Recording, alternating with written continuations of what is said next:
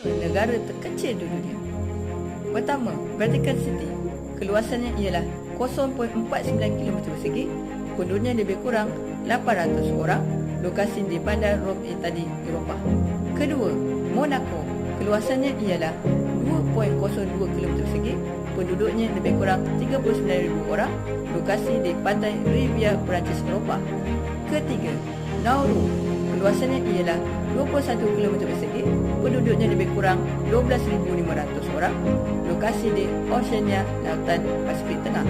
Keempat, Tuvalu. Keluasannya ialah 26 km persegi. Penduduknya lebih kurang 11,000 orang. Lokasi di Oceania, Pasifik Selatan dekat dengan Fiji. Kelima, San Marino. Keluasannya ialah 61 km persegi. Penduduknya lebih kurang 34,000 orang. Lokasi dikelilingi sepenuhnya oleh Itali, Eropah.